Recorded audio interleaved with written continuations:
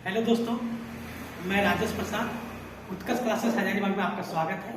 हमारे यहाँ JSSC, Jharkhand police सचिवालय तथा अन्य झारखंड की आगामी परीक्षाओं की तैयारी करवाई जाती है। साथ ही विशेष रूप से खोरठा की ऑफलाइन क्लासेस दी जा रही हैं। आप हमारे यहाँ जुड़ने के लिए कॉन्टेक्ट कर सकते हैं। और आज हम फिर आपके लिए लाए हैं प्रॉफिट एंड लॉस का क्लास नंबर 3, जो क्वेश्चन नंबर है 16, 15 तक हो चुका होगा। तो देख लीजिए, प्रश्न है 16 नंबर। एक व्यापारी के पास 1000 केजी चीनी है। इसका कुछ भाग वह 8% लाभ पर तथा लाभ पर और शेष भाग 18% लाभ पर बेचता है। उसे कुल 14% लाभ होता है। कितनी मात्रा उसने 8% लाभ पर बेची? तो प्रश्न है कि उसके पास 1000 केजी चीनी है। इसका कुछ भाग, 1000 केजी का कुछ भाग मान लेते हैं x भाग 8% पर बेचा, तो बचेगा 1000 माइनस x भाग 18% के लाभ पर बेचा। और इन दोनों बेचने के मामले में, इन दोनों को बेचने के बाद उसे कुल 14% का लाभ होता है। 1000 का 14% उसका लाभ होता है। प्रश्न हमारा ये है, तो हम इसको बेसिक तरीका से सब देखेंगे और इसका एलिगेशन मेथड से भी बनाएंगे। तो सबसे पहले हम इसको बेसिक में देख लेते हैं। तो देखते हैं कि x% बेचता है 8%, x केजी बेचता है x केजी 8% के हिसाब से, और x 1000 माइनस x केजी 18% के लाभ। तो x% पहले निकालते हैं x का, तो ये x इंटू 8%, फिर जोड़ेंगे क्योंकि उससे कुल लाभ 14% हुआ है। तो फिर देंगे 1000 माइनस x केजी कितना है 18%। और इन दोनों बेचने में उसे 14% का लाभ हुआ। तो यहां देंगे 1000 का 14%, 1000 का 14% उसे टोटल है। यहां से x का वैल्यू निकलेगा, यहां से x का वैल्यू निकलेगा। तो हम इससे ना बना करके एलिगेशन मेथड में जाते हैं। इससे हम ना बना करके एलिगेशन मेथड से बनाते हैं। इसमें बहुत ज्यादा पेचीदा हो जाता है, इसलिए हम इसे एलिगेशन मेथड से बनाने के लिए सेपरेट का फॉर्मूला लगाएंगे। तो सबसे पहले 8% पर, फिर 18% पर, और इन दोनों का सेपरेट फिर है 14%। तो इन दोनों का अंतर और इन दोनों का अंतर हम लिखेंगे रेशियो के रूप, इसको बोलते हैं रेशियो मेथड। तो 18 में 14 जाएगा 4% होगा, 14 में 8 जाएगा 6% होगा, 6%। तो 4 और 6 का रेशियो में आया। तो इसको सॉल्व करके 2 और 3 पर के अनुपात में निकालेंगे। और फिर बोला है कि 8% लाभ पर कितना बेचा, 8% लाभ पर कितना बेचा। तो इसको बनाने के लिए 8% पर कितना 2, तो इसको 2/2 प्लस 3 है इंटू कितना था 1000 केजी, 1000 केजी पर निकाल देंगे। तो क्या हो जाएगा 5 दूना 10 यानी कि 200, और टोटल आएगा 2 इंटू 200 केजी यानी कि टोटल आ जाएगा 400 केजी। ये 400 केजी वो 8% के लाभ पर बेचा है। अगर बोलता 18% के लाभ पर, तो फिर लेते हैं हम 3/5 इंटू 1000। तो फिर 5 से ये 200 में कटता, तो ये 600 केजी हो जाता 18% के लाभ पर। तो आंसर हमारा इसमें 8% के लाभ पर पूछा है, तो आंसर हमारा 400 केजी। फिर आगे देखेंगे 17 नंबर प्रश्न। मेरा इस तरह का आगे 17 नंबर प्रश्न है। 17 नंबर प्रश्न है, एक बेईमान दुकानदार अपने माल को क्रय मूल्य पर बेचने का दावा करता है, किंतु वह 1 केजी के स्थान पर 950 ग्राम का बाट का इस्तेमाल करता है। उसका लाभ प्रतिशत कितना है? कहना चाह रहा है कि कोई बेईमान दुकानदार है, 1 केजी के स्थान पर 950 ग्राम का बाट का इस्तेमाल करता है। मतलब जब वो सामान बेच रहा है तो 50 ग्राम कम ही वजन कर रहा है, वजन 50 ग्राम कम ही कर रहा है। और वजन कितना कर रहा है? 950 ग्राम। कितना? 1000 में से 1000 ग्राम में से मात्र 950 ग्राम का इस्तेमाल कर रहा है और उसे 50 ग्राम ठग रहा है, 50 ग्राम का बेईमानी कर रहा है। तो इस तरह का प्रश्न बनाने के लिए सबसे पहले फॉर्मूला का इस्तेमाल करेंगे। फॉर्मूला है तौल में कमी, लाभ प्रतिशत बराबर निकालना हो, लाभ प्रतिशत बराबर फॉर्मूला होता है तौल में कमी, तौल में कमी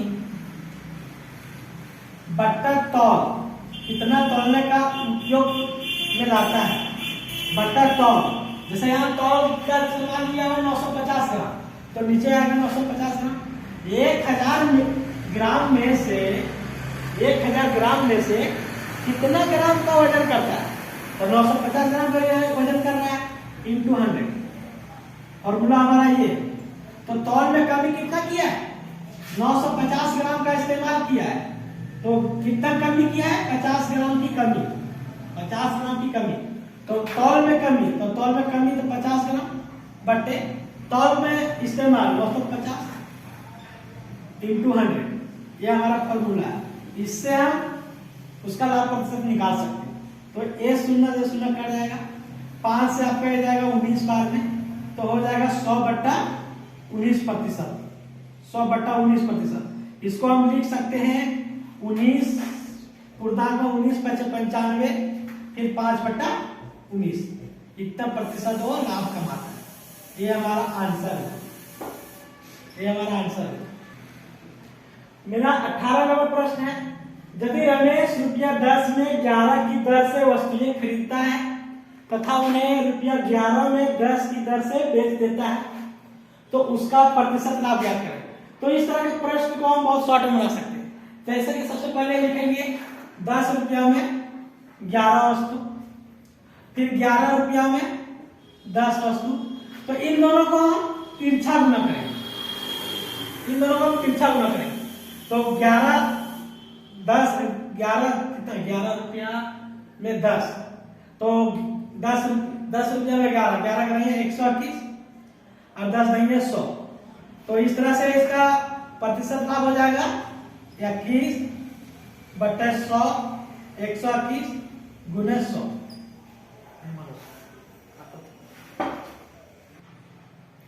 तो लाभ प्रतिशत है 121 में 100, तो फायदा हुआ 21% का कितना में? 100 में। तो परसेंटेज के चलते 100, तो ये दोनों 0 कट जाएगा, हो जाएगा 21% का लाभ। तो इस तरह से सबसे पहले देखिए ये क्या है, ₹10 में 11 की दर से और ₹11 में 10 की दर से। तो इन दोनों का हम तिरछा गुना किए तो आया 110, इस 10 और 100 आएगा, 10 × 10 100, 10 × 10 100 और 11 करेंगे 121। तो फायदा कितना हुआ है? फायदा हुआ 21% का। यहां से स्पष्ट है कि 21% का फायदा हुआ है। तो हम इतना नाम लिख के डायरेक्ट हम लिख सकते हैं 21%। इसको भी एलसीएम मेथड से भी बना सकते हैं, लेकिन हमको उतना करने की जरूरत नहीं है। आप तिरछा गुना कर लीजिए, आपका आंसर आ जाएगा। फिर हम देखेंगे इसी तरह से 14 नंबर प्रश्न।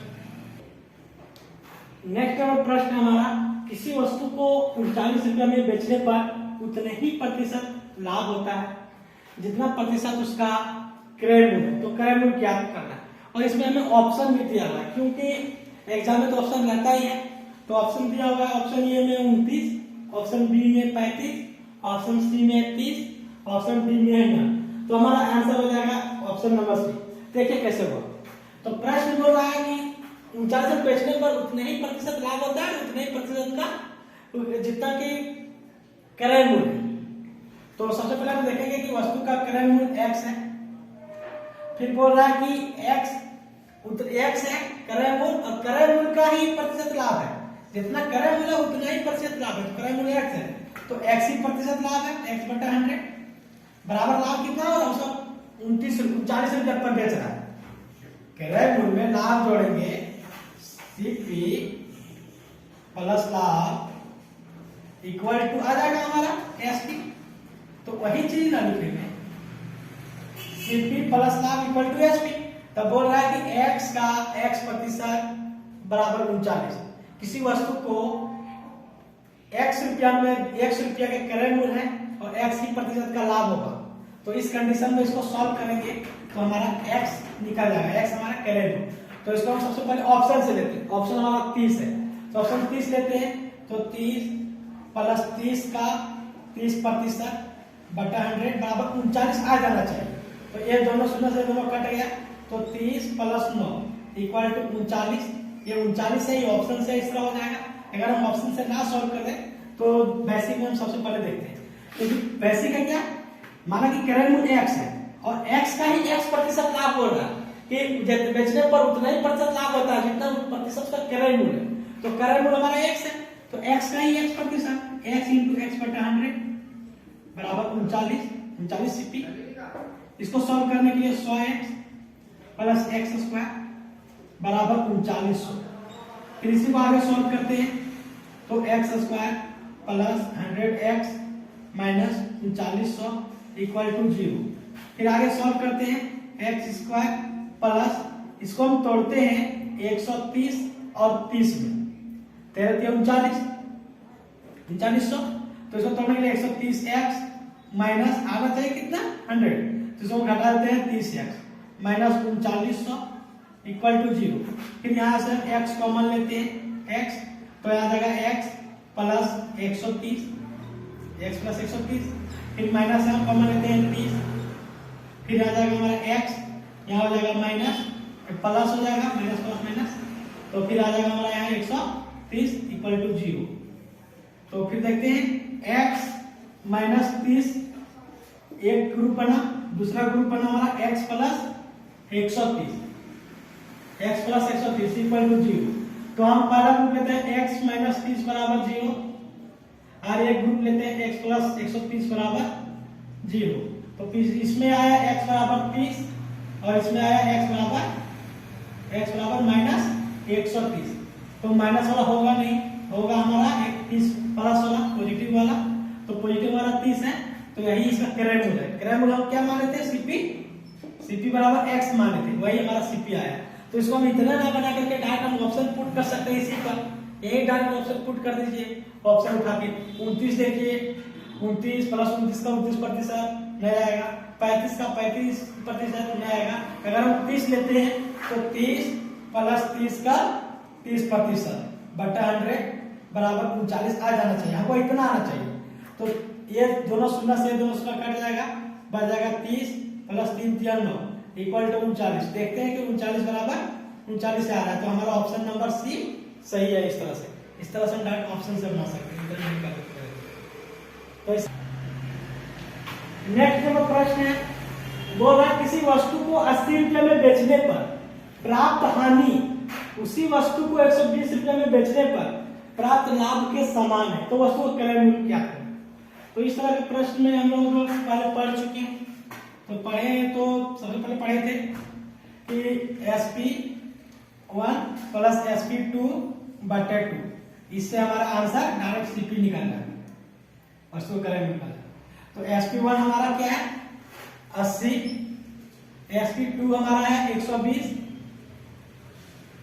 दोनों का हाफ कितना आ जाएगा 200 बटे 2 इक्वल टू 100। ये 100 है, ये हमारा सीपी है, आंसर होगा यही। लेकिन इसको बेसिक में बनाने के लिए क्या है कि हम लोग सबसे पहले देखेंगे 80 रुपये बेचने पर हानि होता है, तो वस्तु का मान देते हैं क्रय मूल्य सीपी x है। अगर x रुपया की कोई वस्तु को 80 रुपये में बेचने पर हानि हो रही है, इसका मतलब कि 80 से x ज्यादा होगा, तो x माइनस 80। और फिर देखिए बोल रहा है 120 रुपये में बेचने पर प्राप्त लाभ के समान, मतलब यदि x कोई वस्तु है अगर 120 रुपये में बेचता है तो लाभ होता है, मतलब 120 से कम ही होगा x, तो 120 माइनस x। अब बोल रहा है कि लाभ के समान, यानी कि दोनों कंडीशन में लाभ या हानि है सो दोनोों बराबर है। अभी मान लो कि अगर 10% लाभ हो रहा है तो दोनों में 10% हानि भी होगा। अगर 80 रुपये बेचने पर 10% की हानि होती है तो वही वस्तु को अगर 120 में बेचता है तो 10% लाभ हो सकता है। तो इस तरह से हम निकाल सकते हैं। तो इसका बेसिक में जाएगा x माइनस 80 बराबर 120 माइनस x। तो इन दोनों को सॉल्व करने के बाद 2x बराबर 200, तो x बराबर 100, ये होगा हमारा CP। अगर इस तरह से ना बनाकर डायरेक्ट होना चाहते हैं तो डायरेक्ट जोड़िए SP1 प्लस SP2 बटे 2, तो 80 plus 100 120 by 2, 200 by 2 equal to 100, ये CP में जाएगा।